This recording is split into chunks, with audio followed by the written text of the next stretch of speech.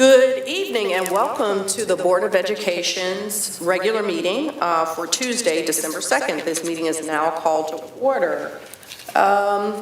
May I ask you to do the roll call for us? Thank you. Okay. Mr. Vicento? Here. Ms. Heinrich? Here. Mr. Hall? Here. I myself am here. President Williams? I am here. You have a quorum.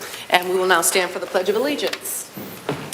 I pledge allegiance to the flag of the United States of America and to the republic for which it stands, one nation, under God, indivisible, with liberty and justice for all.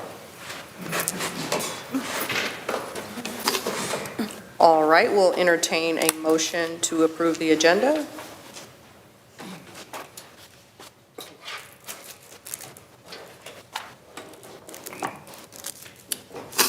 Mr. Walker. I move that the Board of Education approve the December 2nd, 2025 regular meeting agenda as presented. Support. Motion made to approve the agenda made by Mr. Walker and supported by Mrs. Heinrich. Is there any discussion? Seeing none, all in favor? Aye. Any opposed? All right, that action shall be taken. The agenda is approved. Okay. There's a lot going on. First, I want to wish everyone a great holiday season. I hope that everyone enjoyed Thanksgiving.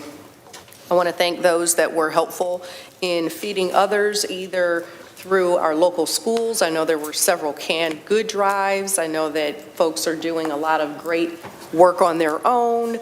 Some were supporting the family event that I host every year.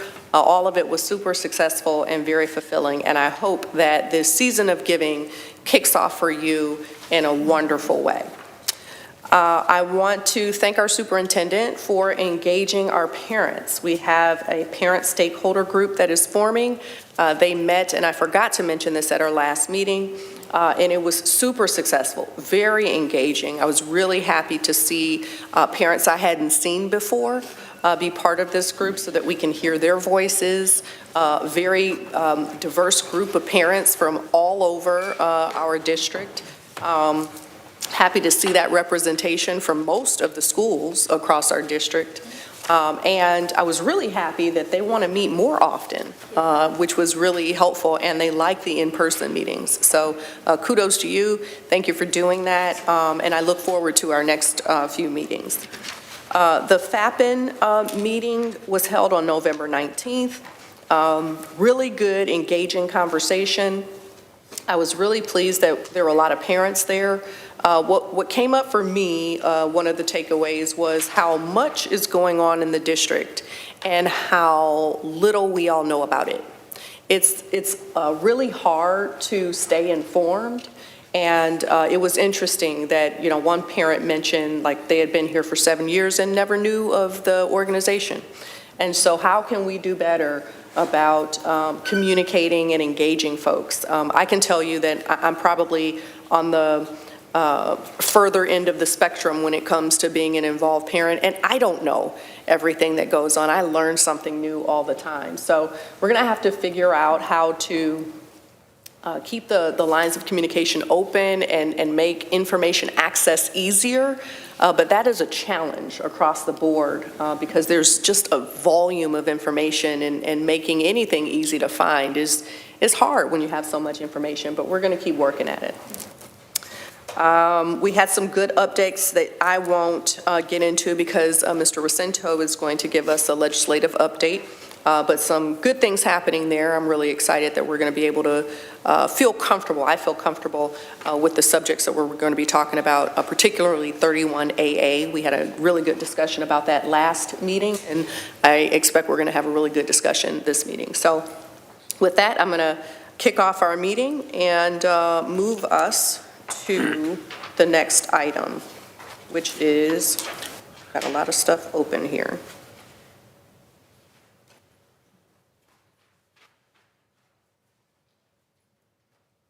Excuse me just a moment. Oh, here we go. Okay, yes. Oh, that brings us to public comment. Thank you.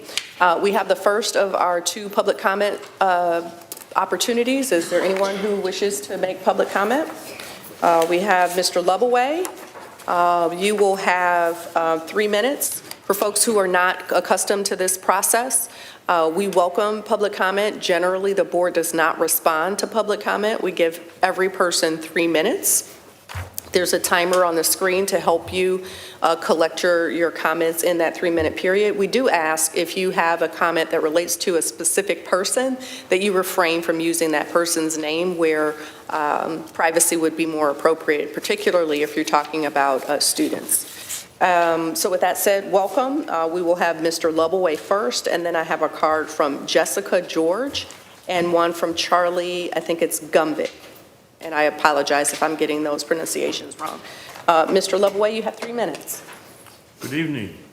I have some public comments about the public comments. And that is, we have public comments and we don't have any public replies.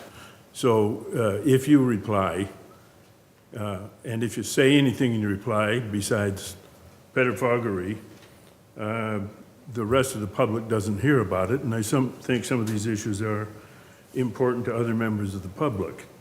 One of the things that you violate every 3 meetings or so is the handout I gave to you. You did make you responded to a public comment, which I thought was very well reasoned and well stated, and you went on and more or less decided that you would say that doesn't necessarily her comment doesn't necessarily appeal to everybody. So I put it down for you to read at your leisure. The other one is when you respond to a public comment, you say it's a correction. Well, I beg to differ with that. I think every once in a while you flame somebody. When you correct somebody in public comments, you owe them the courtesy of a rebuttal, period. That's fair. You say in your speech there that somebody will contact them and talk about it, and I know that doesn't happen very often. And then there are a number of issues that pop up that are legitimate questions. One is like the Oakland County schools. They asked you to do something about the 1.5 mils on the ballot proposal, which would cost us more taxes if that's passed next November. Well, what's your position on it? Why should you tax us any more than we already are? And it seems to be a little bit at cross purposes with your statements that you are looking at doing a bond issue next year. So we're going to have 2 competing tax increases on the bond issue. Lots of luck with those. We had a number of questions on bylaws. One of Eugene's questions had to do with the Academic Excellence Committee, and I read the response, and it doesn't say anything, other than you probably included it in your program for this current year. We don't know what it is, so how do we know you're doing it? Based on the results of our ratings, you're not doing it. Thank you. The next public comment we have is from Jessica George.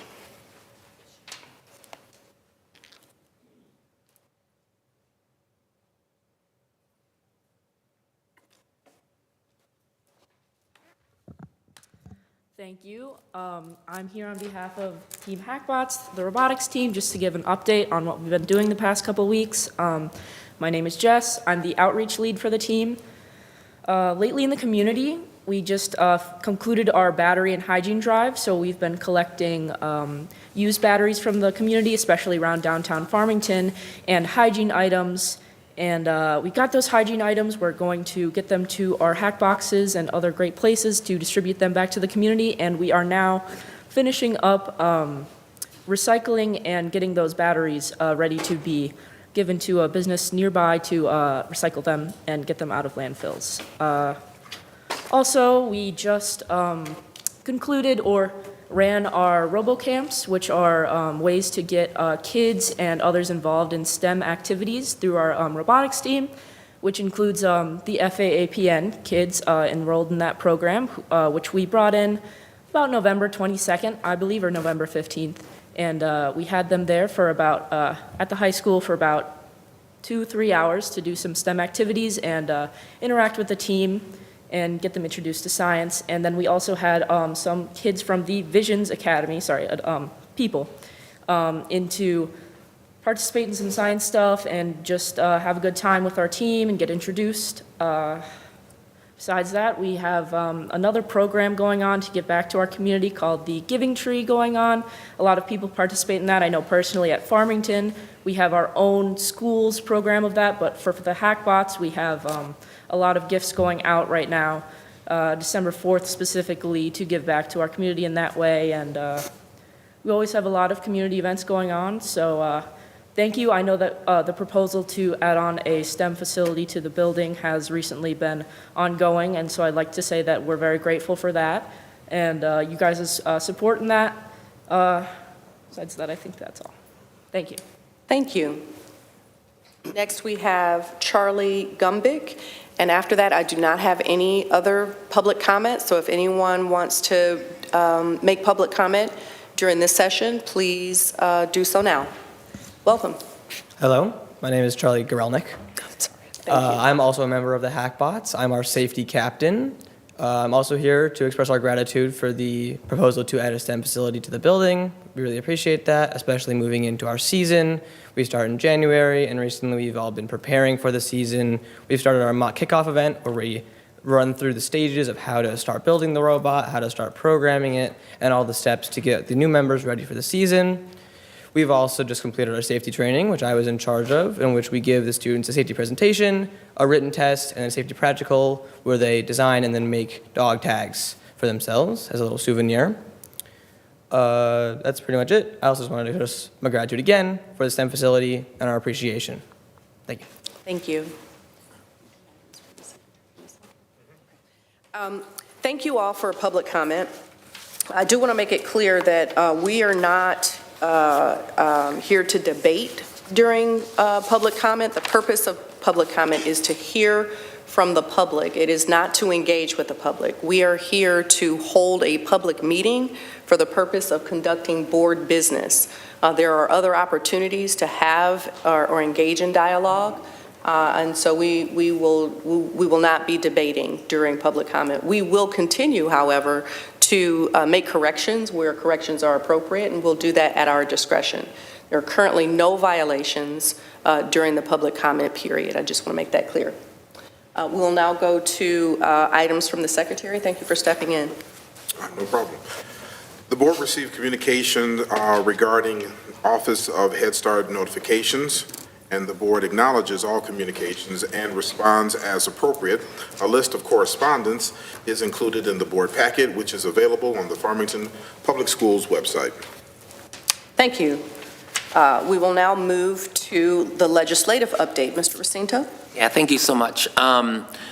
Quickly, the state legislature is back in session today after a 2-week break for Thanksgiving, and they're expected to continue their session until December 18th. One of the key things of an update, as you mentioned, President Weems, is on the 31AA language, which has been clarified. As mentioned before, districts have until the deadline of December 4th to sign a waiver to accept funds for the state for the mental health and school safety. However, some language was added that allows schools to rescind the opt-in language, and they have until December 30th at 11:59 to do that. So again, as we discussed, that language does now offer districts, if you do sign the waiver, which the MASB encourages folks to do to get on the list for the funds, districts would have until December 30th to rescind that. And that kind of plays into the the two lawsuits that are going on right now. Those decisions are expected by no later than December 19th. So the window would be sort of December 19th, depending on how those fall, whether, for or against some of the constitutionality questions. And with that in mind, there's also a bit that I'm not sure it's 100% clarified, but MASB does think that if you do opt out and the funds are already dispersed, as is per law, instead of having to pay back this year, they would hold funds from a previous disbursement in upcoming funding years. So it wouldn't be like you have to return the funds immediately. A couple other bills, and I mentioned these, that there's some bipartisan bills going through the House that will allow opt-out of work keys. It's right now, it's a requirement for graduation in the state of Michigan. Two bipartisan bills going through there. There's also a House bill working through that will eliminate the SAT essay part, the essay part of the SAT, which is also a requirement, and I think we're one of 6 states that still require the SAT essay. And then there's another bit going through just basically on score reporting, that the SAT, again, the students' SATs are reported on transcripts. And I think schools now are opting for SAT optional reporting, and it makes it difficult for Michigan students because it does appear on their transcripts. And with that, I know we're having more of a discussion on 31AA further down on the agenda, so I'll just leave it at that. Thank you, Mr. Bacinto. We will now move to the superintendent updates. Dr. Coffin? Thank you, President Weems. I hope everyone enjoyed their Thanksgiving break with family and friends. While I know there were some out there that were wishing for one more day, due to the winter storm, we were able to get everyone back in after the break, jumping right back into conversations. I know for myself, meeting with building principals, doing our walk and talks, and really learning a lot about what's happening in their schools, as well as a couple lunch and learns that took place today with amazing Hillside and Farmington STEAM Academy students. Thank you to Mr. Jacinto, Mrs. Heinrich, and Ms. Smith, who took the time today to attend and hear from our students about their school experience. You just heard Mr. Jacinto talk about the funding under 31AA. Tonight, the board is going to consider passing a resolution that reflects their desire around accepting the funds, as well as providing guidance to the district in the event that the court cases which have caused this extension for opting in happen to end unfavorably, specifically around waiving of privilege. I personally just appreciate the board's thoughtful deliberations, always focusing on the needs of our students in the district. As has become a tradition, I now want to turn your attention to our 2025-26 new teacher cohort, some of who are in the audience tonight and others who are viewing the meeting online. So the FPS New Teacher Cohort is our induction program that's supporting 55 new FEA hires this year, guided by fearless leaders Nanette Suarez, Chelsea Chambers, and Katie Gustafson. If those of you who are in attendance, please stand up, and those of you online can wave, I guess, to the camera. So.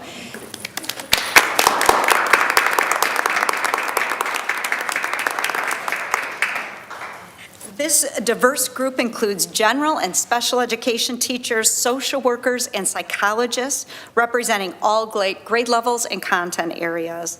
The cohort features a mix of staff who are new to the career, experienced teachers from other districts, former FPS students returning to our community, and staff that are new to this area. The program launched in August with a day and a half of intensive training covering foundational Farmington resources, curriculum instruction, and technology. Throughout the school year, the cohort continues to engage in ongoing monthly professional development delivered through mixed format, either virtual, in-person, or asynchronous. Some of the recent topics they have been working through include instructional technology, the growth and evaluation process, and most recently, social-emotional learning strategies, including staff wellness, as recent as the month of November. Future learning will focus on critical areas such as the student support services, district optional learning paths such as Farmington Online and Farmington Central High School, and data and assessment to ensure every new staff is successfully integrated and equipped to excel right here at Farmington Public Schools. Nanette, Chelsea, and Katie, thank you for all you do, your amazing leadership, the time and energy that you invest into our new staff is so appreciated and doesn't go unnoticed. Thank you.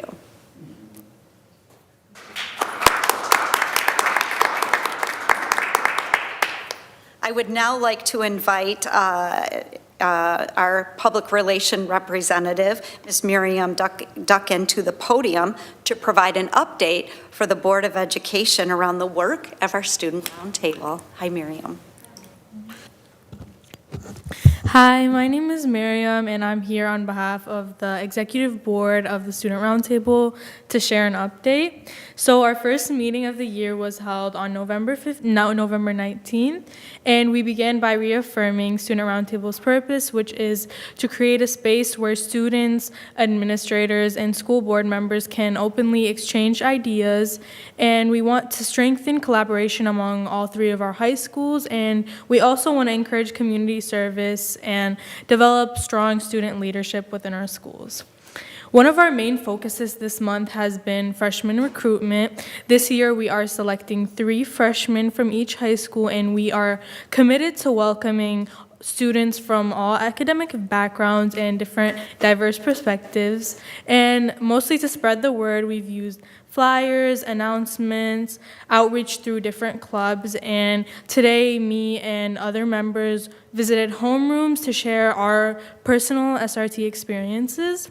North Farmington has already completed their interviews and selected their freshmen, and Farmington High will be following suit, and we should be conducting interviews next week.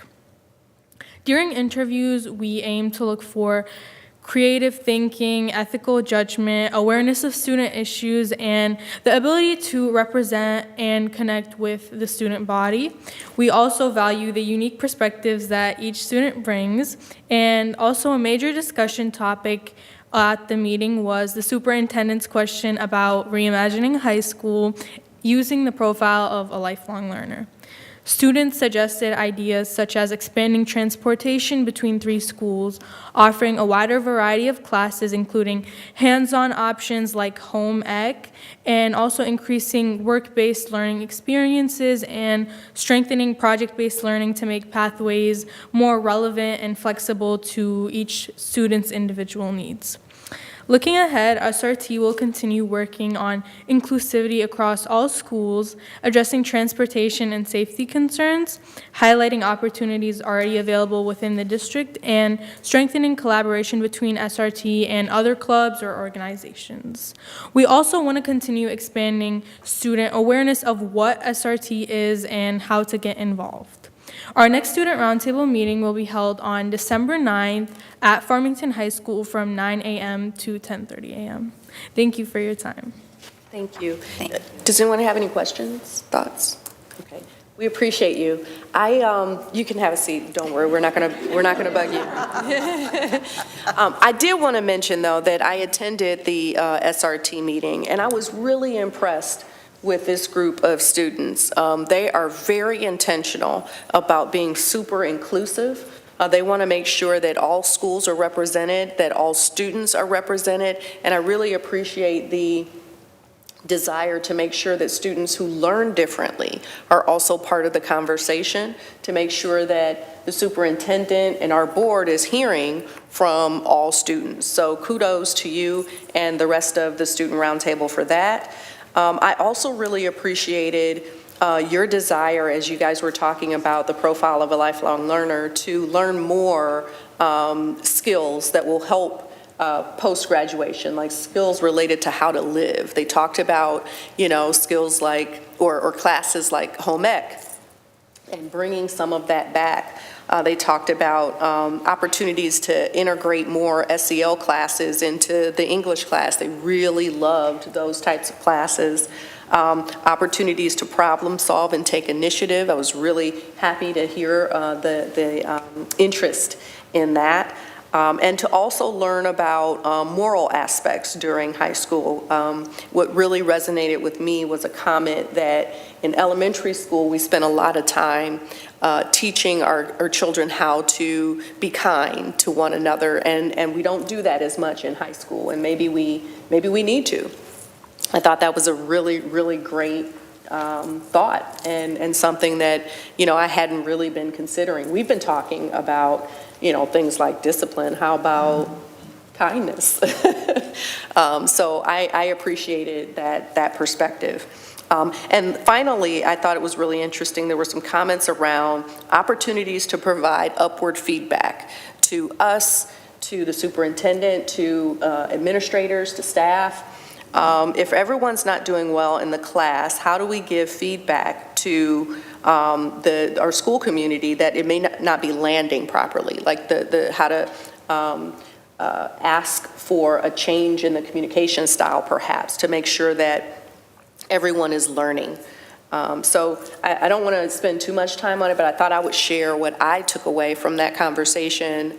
These meetings are really useful, very helpful. I get a lot of insights from it. I'm sure that Dr. Coffin does too. Yeah, just to add on to what you said, that I believe that having student feedback is just like asking your children, okay, how can I be successful? Because as, when I was probably younger, and a lot of you guys probably were, that, we don't get to express our opinions to adults, right? So, and adults are always not doesn't know the answer to a lot of things that could be very simply solved. It's always, one or two ways to solve an issue with parents. So by having the feedback from the kids and from the students, it makes just correcting certain things. I wouldn't say discipline, but just correcting things much easier, in which that we always had to guess, and then we got to do the whack-a-mole approach to, if it's a problem, just hit it. And that's not physically, not this day of age, but but yes, so this is something that's very important to us, and that, I'm looking forward to hearing more about what the students need and how we can actually make them grow.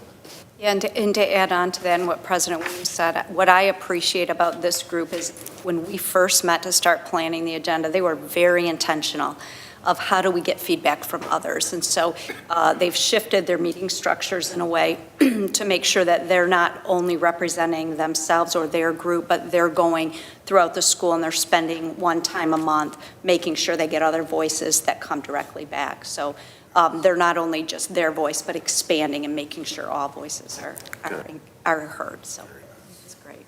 Yeah, that's all I have. Yeah, thank you for that. We will now move to reports from board committees. First, we have the Finance and Facilities Committee meeting.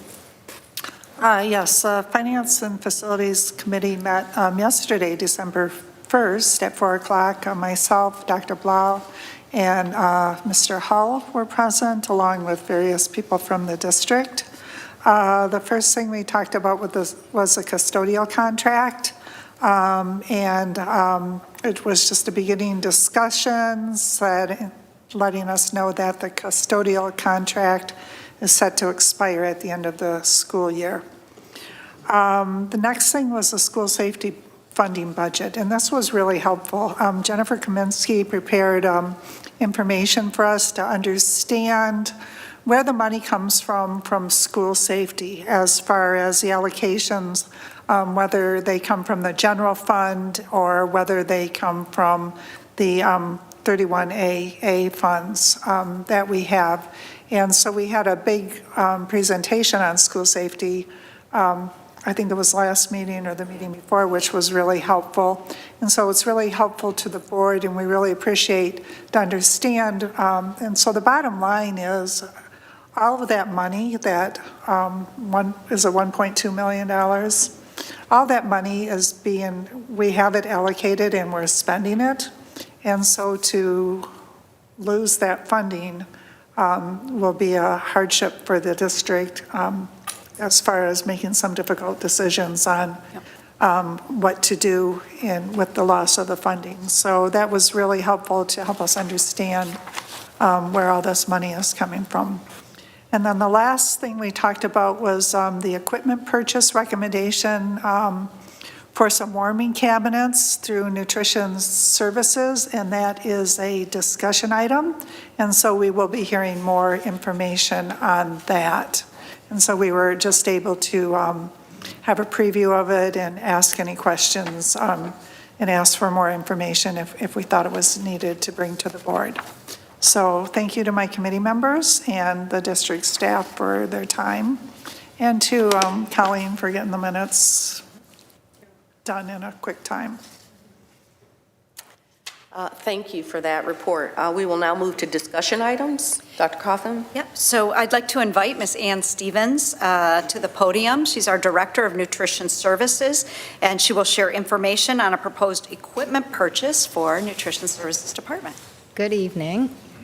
I stand before you tonight to request the approval of purchase of 8 new food warming carts, 1 each for Lanigan, Longacre, Forest, and Hillside, and 4 warming carts for FECC, Farmington Early Childhood Child Care Center. And that's to update our current meal system. Through our food consortium, 4 competitive bids were received, prices ranging from $79,962 to $84,831. The recommended vendor would be Gold Star Products, who submitted the bid for $79,962. Pricing for these carts is guaranteed through December 24th. In January, we would have to solicit bids because price increases are expected. If approved, the funds would come from the food service fund, and it's part of our spend down plan. Thank you for that.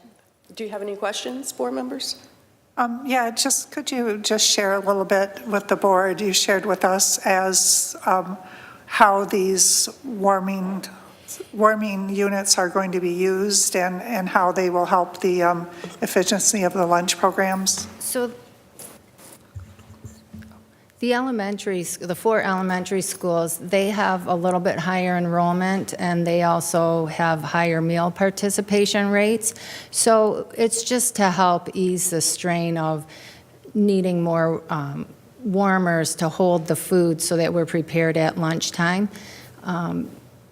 Since we brought a second pizza vendor in, it allowed us to bring Little Caesars into the elementaries, and so that is a motivating factor because that day is very popular, so we really need more warming space. And then as far as the Early Childhood Center, our current setup, we're just in need, we deliver in these warming bags, and they're just in really bad shape, so we wanted to go with some warming carts.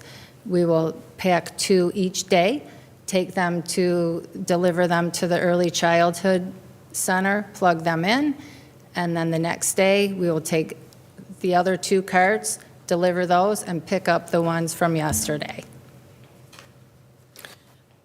Mr. Holt? So for the early child centers that we were actually delivering the lunches, the hot lunches and warming bags before? They are prepared in the central kitchen, yes. You know, they're food safe. They are made for deliveries like that, but they're aging. Yeah, they're aging, they're losing heat and all of that. So, I appreciate the warming carts, which, we don't want to serve cold food or lukewarm food to children, Right. I believe we had the mac and cheese issue before, and I think by this is probably going to keep it nice and fresh, so, yeah.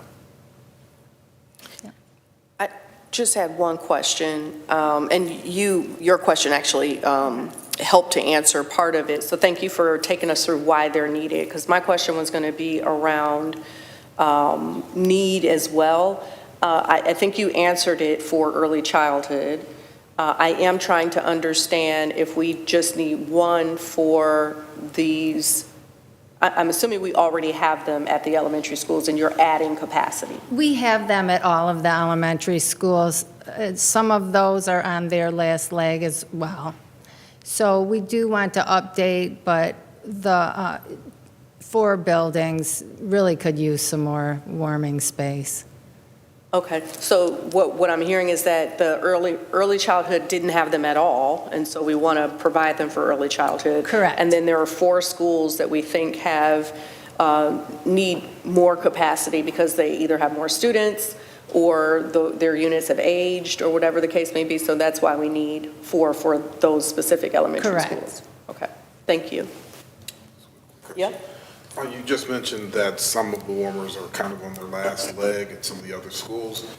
Do you have any idea when you might need to turn those over and get new warmers to replace those? Well, this is just, I'm just being proactive. And then we can use the newer warmers and keep the older warmers as backup, more of a backup for the days they don't need 2 warmers, just to extend their life expectancy. So these will be the primaries, these ones that you're presenting tonight, will be the primary use, and then the older ones will play a backup role? Am I understanding that correctly? Well, not being the kitchen manager, but I would presume they would be, yeah. Not to get too much in the weeds, but just trying to understand. Okay, thank you. Yes. And I also know that you're newer with us. I thank you for joining us. I was going to ask for our next meeting, because I'm in support of this, but I would like to know how this fits into overall inventory. I feel like this has come to us before. I feel like we've approved kitchen equipment, warmers for our schools before. So I'm trying to understand, it sounds like we're not replacing, in some cases we're adding capacity. Yes. So I just wanted to confirm that. Yes, and just looking ahead to, we don't want to be without a warmer, and we don't have any extras to send if somebody calls one morning and says, my warmer's done. So we just want to be proactive. Thank you. Thank you. All right, we can move to our next discussion item, Dr. Coffin. Yes. So, Claudia, are you handling this one? The review of the OCSBA proposed new and/or amended resolutions. I can take that one. Okay. There are 2 resolutions, and they require that the board act because OCSBA needs approval from all of the school districts in order to approve their resolution. The first resolution is in support of having nonpartisan elections. And then the second resolution is a resolution in support of fully funding a program that benefits children who are disabled from, I think, newborn to 3. And, pardon? Correct. Yeah. So in order for those 2 resolutions to move, they need school districts to vote on them. And so this is the first opportunity for us to have a discussion about these. Should anyone have any questions or reactions, the information is in your board packet. Otherwise, this would be in our, come up as an action item for our next meeting. Trustee Heinrich, did you have anything to add on these or any comments that have been had at the OCSBA meetings? Yeah, the reason that we need these resolutions is the board has, Oakland County School Board Association has legislative priorities. And so if something comes up, then the School Board Association can act and quickly on this. This new House Bill 4588, we don't have a legislative priority, and therefore the Oakland County School Board Association cannot take any action on behalf of all of the school districts in Oakland County. So basically, by allowing them to take action on behalf of all of the school districts in Oakland County there's, I think, 27, 24, mid-20s. Okay, so anyways, it has a stronger voice than just individual. And we, I think at our last board meeting or the one before, we actually took action and sent a letter and signed it as an individual school district. And all of the school districts in Oakland County were taking similar action. But by having this resolution, then we're going to put it into their legislative priorities, and so they will be able to act on it without seeking approval of and there's a process to go through. So we have to discuss it, and then we have to vote on it. And so it's just giving authority. And every year, at the MASB conference, the Oakland County School Board Association goes through, I guess MASB has legislative priorities. And so, we discuss those and amend those every year. And so this is just adding to it. Anything else, Mr. Vicento? I think you're right. Okay. Act as a whole, they need buy-in from the individual representatives and delegates. Right.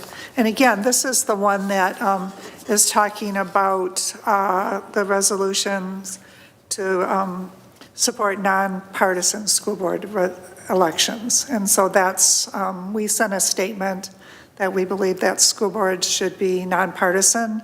And so Oakland County School Board Association wants to be able to speak on that in behalf of all the school districts in Oakland County. Thank you. Seeing no further discussion, this item will show up as an action item at our next meeting. The next item on our agenda is public comment. This is our second round of public comment. Is there anyone who did not make public comment in the first session who would like to make public comment now? I see no one else who wants to make public comment, so we'll close the second public comment period. We'll now move on to action items, and the first one is approval of recommended board policy updates for Miller Johnson. This is our second reading, and so what I have asked our Vice President to do is to outline each of the policies, just give us a refresher of what we're going to be voting on, and then we can go ahead and entertain a motion. So the motion is going to be around approving the recommendations that we discussed at our last meeting. And just as a reminder, there were 6 different policies that were presented. The first 3 policies, policy 6002, which surrounds safety and security, revised policy of 2003 around education records, directory information, and policy 2002, learning and achievement. These are all policies that had amended language to them. If we go into our booklet, you can see that amended language from last time.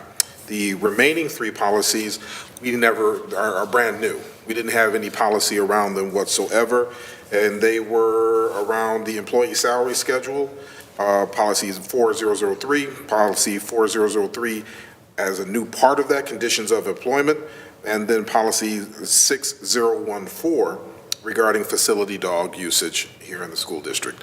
So that is what we're going to have a motion on. Are there any questions before a motion is made? Okay. With that, I move that the Board of Education adopt the Policy Board Governance Committee's recommendations as recommended by Miller Johnson as presented, and waive the second reading for the following policies. Again, those policies are policy 6002, policy 2003 revised, policy 2002, policy 4003, policy updated, policy 4003 new, and policy 6014 new. Support. Motion made by Vice President Walker and supported by Trustee Hull. Is there any discussion? Seeing none, can we have a roll call vote? Certainly. Mr. Vicento? Yes. Mrs. Heinrich? Yes. Mr. Hall? Yes. I myself am yes, and President Williams? I'm a yes. Thank you. That motion passes. The next item we have is approval of van purchase. Trustee Heinrich? Yeah, we had information on this and had a discussion at the last meeting.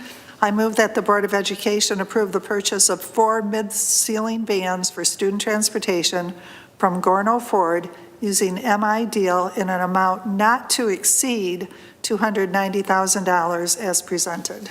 Support. Motion made by trustee Heinrich, supported by trustee Walker to approve the purchase of 4 mid-ceiling vans for student transportation from Gorno Ford using My Deal in an amount not to exceed $290,000. Is there any discussion? Seeing none, can we have a roll call vote, please? Mr. Rosento. Yes. Mrs. Heinrich. Yes. Mr. Hall. Yes. I myself am yes. President Williams. Yes. Motion passes. Thank you. The next item that we have is related to government funding, as we've been discussing in our last meeting, and as we got an update today from trustee Rosento. I would like to repeat that the recommendation is that we opt in for these funds because there is an opportunity to rescind. So there really isn't a reason to not opt in for these funds. So we have not proposed an option to not opt in. However, we do have 2 options for the board to consider in opting in for these funds. The first option is to opt into the funds and rescind the funds if there is not a favorable outcome to the 2 items being litigated. So in that instance, we would be opting in for the funds, and if there were a favorable outcome, we would receive the funds. If there were not a favorable outcome, we would be rescinding the funds, full stop. The second option is for us to opt into the funds and provide a condition that if there were an unfavorable outcome, that we have the option to rescind the funds, which would mean that we would come back, if we wanted to rescind the funds, we would have to come back and act as a board to rescind the funds. Otherwise, if we did not come back, we would be giving the district the go-ahead to receive the funds under the condition, albeit with a resolution that named some of the conditions that are unclear.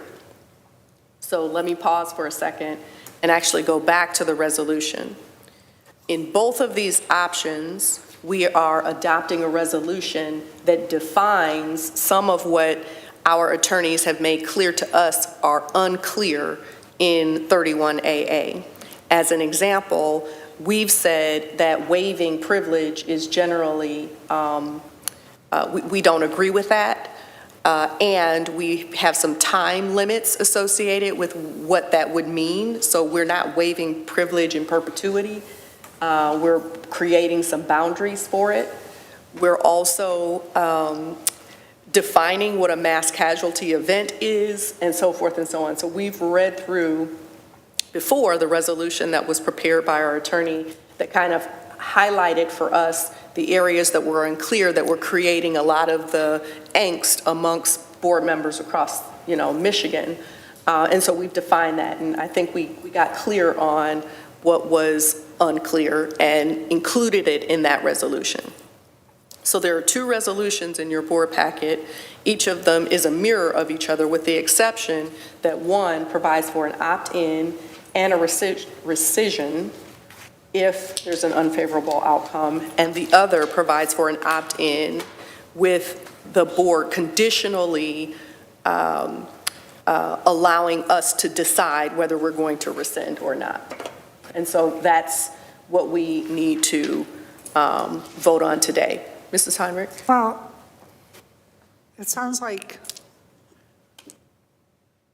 you're presenting both of the choices as conditional choices, and I thought that we could make a decision to opt in and say we're accepting the funds, or opt in on the condition that it's not favorable, and therefore, it seems like we have enough information to make the decision today on saying we want to go ahead and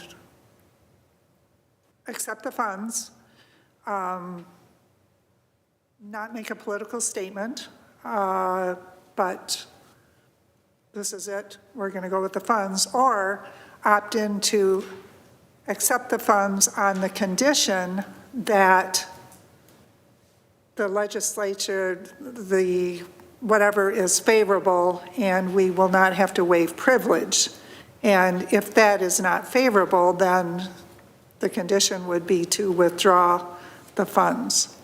And so I heard you saying that we're doing two conditional things, where in my mind, it's like we're doing one without conditions, we're taking the money, and the second one is we're saying we're taking the money as long as we don't have to waive privilege. And if we have to waive privilege, then we do not like that condition. So technically, you're right, they're both conditional. The second one, though, allows us to accept the funds without conditions, frankly. Right. So even though the second one is conditional, it allows us to accept the funds full stop. Mm-hmm. It allows us to do both. Well, it allows us to accept the funds with conditions. So you're saying, No, the second one allows us to accept the funds. There are no conditions, Yeah, the except those that are conditions in the resolution. the conditions are, if there's a mass casualty, then we have to waive privilege. Correct, Those are the conditions. correct. Whereas if we accept the funds, so we accept the funds with those conditions, or we accept the funds with the condition that those conditions are removed. We can't do that. We don't have the opportunity to do that. Well, yeah, because we can rescind on December 29th. Which means we're not going to accept the funds. We're not going to accept the funds. Right, So we're conditionally accepting them on the condition that the conditions are removed. There's a lot of conditions in there. They're compound conditions. so in the second option, we're accepting the funds, and we're giving the board the opportunity to rescind the funds if there is an unfavorable outcome. Correct. Whereas the first option, we're accepting the funds and we're saying we will live with the conditions regardless of the legislative outcome. No, in the first one, we're saying we're going to accept the funds. If the outcome is unfavorable, we rescind the funds. That's what we're saying in option one. So Option Give one is, Superintendent the option directive. one is we're opting in and we're not going to rescind. Option two is we're opting in. So I may have the The order conditions. incorrect, but there are two Yeah, options. there's So in one is we're going to opt in and we're not going to rescind. And the second one No. is a conditional, we're going to opt in with the conditional that we can rescind. No, I want to make sure we're clear. So it's probably better to not read from the motion. It's probably better to read from the resolution itself. So when I read the That's resolution itself, which you suggested, when we go to the resolution itself, it says, Okay, this is the, okay, so this is starting on page 49. yeah, so option one, the board authorizes to submit, so we're opting in, and our conditional opt-in is void in the event that there's an unfavorable outcome. So in this scenario, we're saying we're going to opt into the funds, but if there's an unfavorable ruling, we're saying we're not going to accept the funds, which means, That's number 4, the board reserves its right to rescind its opt-in decision. So that's 49 to 51 in the board packet. Okay, so that's the first one. The second one, says that we reserve the right to rescind. So we're not full stop rescinding. We're saying we reserve the right to rescind before December 30th. If we do nothing, then we are opting in. But if we wanted to rescind, we have to come back to this table. the second one says the board does not waive. They both say that in number Second 2. one says it does not waive attorney-client privilege. Both options say that for number 2. So the second, yeah, see, that goes back to my question. I think that they're saying the same thing. They're both conditional things. They're both giving the superintendent, and so it will require further action. The second one does not. The second one does, It requires the board to come back. So if the board chose not to come back, our opt-in would stay. Stays. All right. are you following us? Because the first one says it reserves its right to rescind. So we're saying that we,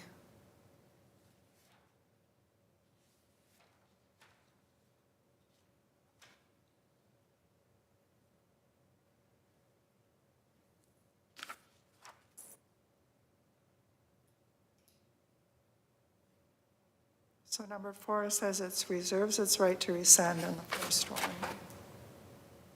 I think that's the second one. When we're And the thinking second about it. resolution, the second resolution says we don't waive attorney-client privilege, and we're directing the superintendent to rescind. So one resolution is we're reducing or to rescind, and the second resolution is we're reserving the right. Correct. Okay, Yes. all right, so. Okay. I'm not going to. I want to make sure everybody's comfortable. Tell me what are you thinking? I'm thinking to make the decision, we're going to take the money, and that's it. That would be, in this scenario, that would be option 2. That would be it. Where the board Where- would yeah. have to decide to come back. To come back, okay. I think, though, that what Trustee Heinrich, and I don't want to put words in your mouth, but maybe what you're introducing is a third option, which is Sign. we're going to accept the money full stop. Full stop. That's what I think that's what I you're- wasn't seeing here. Correct. And I thought that's what we were deciding on. We're either going to take the money or we're not going to take the money. The option 2 gives us that it is that option. It just gives us more time, frankly. Gives us an Yeah. option. It gives us more. Gives us an option. to Yes, opt in. yes. So that is an option that could be on the table. If someone wants to go ahead and say, you know what, I'm going to accept this money regardless, we could do that. And here's my concern. Right now, the legislature says this is going to be decided by a certain date. Was it December 19th? Yes. And our next board meeting is December 18th. December 18th. Okay. So therefore, if the decision is made after our board meeting, then we're put in a difficult decision where we don't have a time to come back and have further discussion on how we want the superintendent. We're saying we want to reserve this option, but we haven't built in any time to have any further discussion on it, and the deadline is December 30th. And therefore, I think we should have the discussion out tonight and pretty much know what we want to do. I think that we should have a robust discussion. I thought we had a really good discussion at the last meeting, and I think we should give direction on how we're going to, rather than just saying, well, we want to wait and see what they say, and then we want to have further discussion. I mean, basically, I am very A and B, front side, back side sort of thing, and in my mind, and not everybody thinks the way I am, but in my mind, the thing that we're talking about is, do we want to look at the issue of waiving privilege in case of a mass casualty to attorney-client privilege, waiving that right, or do we want, and so we're saying $1.2 million, it's the district will have to find another way to deal with that money, or do we want to say $1.2 million is important? We're here because of the kids, and we're putting the kids' needs before ours, and so therefore we want to give direction to the superintendent saying, this is where we stand, and this is what we want you to do, because we really, in reality, aren't going to have time to come back and have a discussion and have another vote as far as getting 7 board members together. I don't disagree with you. I want to pause and see if anybody else has any reaction to that. Here's my perspective. I think option 2 is giving us that, because essentially if we're either saying, to your point, we're going to not accept the money, which is option 1, right? Or option 2 says we are going to accept the money, but it gives us the flexibility. I don't know what's going to happen on December 19th, right? They could introduce more stuff into the bill. I believe that by choosing option 2, we are saying we are going to accept the funding. We're all hopeful that, there's a favorable ruling. If there isn't an unfavorable ruling, I got the sense from our discussion that we still believe that $1.2 million is something that we want for our district. And so by choosing option B or option 2, we're likely accepting the funding, but we're giving ourselves the flexibility in case something ridiculous happens, that we could come back in an emergency situation and make a different decision. The likelihood is that we would leave it alone, right, and accept the funds. That's essentially what option 2 is doing for us, but it's giving us that added flexibility to be able to come back if something, significantly changed, which is possible. So really, Can I pause you for a second? I want to make sure other people have an opportunity to speak. So let me just be clear with this. So actually, we had three different options. We have 1, we accept the money, whatever, right? That's it. Number 2, we accept them, we opt in, but decide that whatever if it doesn't come to our expectations, the outcome, then we're going to opt out automatically. 3, we opt in. If we don't like the outcome, we have the option to come in to decide either or we're going to accept or not. So it gives us like a second chance to kind of take a look at it. Am I correct? Correct. And if we did nothing, then we are accepting the funds. Gotcha. Because we need because this is December 19th, which is on a Friday, and so we would have to do that, Over the holiday. over the holiday. Yes. It's no later than? No later than, as Be expected. earlier, but- And just to be clear, there are really 4 options, because we could decide we're not opting in at all, which I don't think is a good option, so I didn't propose it at all. 4 is Yes. do not. Yeah. Right. Mr. Jacinto? Yeah, I was just going to say, what I like, though, about the resolution is that it does set those parameters and clarify some of the language. So, you're right, we could do option 1 and just say, we'll just direct Kelly to take the money and then go home. But this way, I think at least we get on the record what we feel is mass casualty, what we feel is, a timeline for attorney-client privilege and things like that, so. yeah, so I think the motion should be clear as far as including in the motion what is in the resolution, rather than just the shorthand Yeah. motion. Yeah. All right. It is, but she'd like to read the, Yeah, yes. I'm on page 54. And just those 4 points. Yep, I agree. Yeah, those 4 I agree. points. Yep. Okay, All right, you want to go with it? sure. All right. So I move that the Board of Education declares its intent to opt in to receive Section 31AA funds, and that the board authorizes the superintendent to execute applicable Section 31AA documents required by Michigan Department of Education for the district to receive Section 31AA funds, and that to the extent allowed by law, any waiver or consent required to opt in to receive Section 31A funds pursuant to paragraph 1 shall be limited to only if a mass casualty event as defined in Section 31AA takes place after the district receives 31AA funds through the end of the 25-26 fiscal year, and shall apply only to the 2025-26 fiscal year or any shorter duration consistent with the law, and that the board reserves its right to rescind its opt-in decision prior to 11:59 p.m. on December 30th, 2025. Support.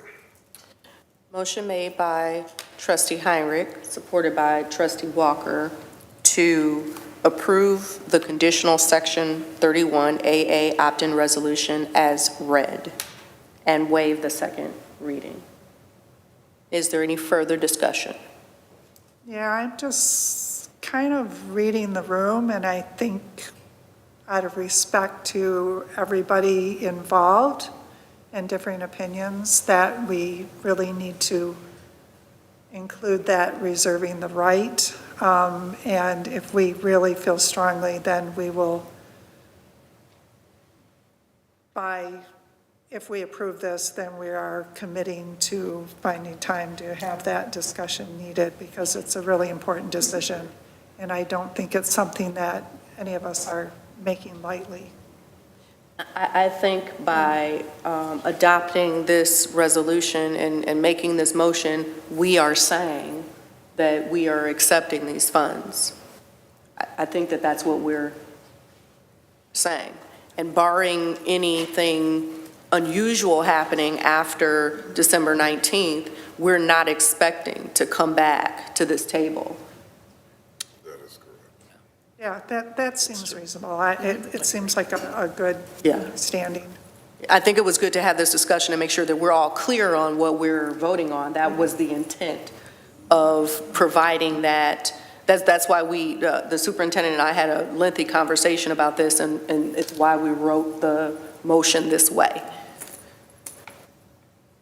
Okay, let's have a roll call vote. Do we Mr. have Vicento? support? I'm sorry. Yes, Mr. Walker supported. Okay. Mr. Vicento? Yes. Mrs. Heinrich? Yes.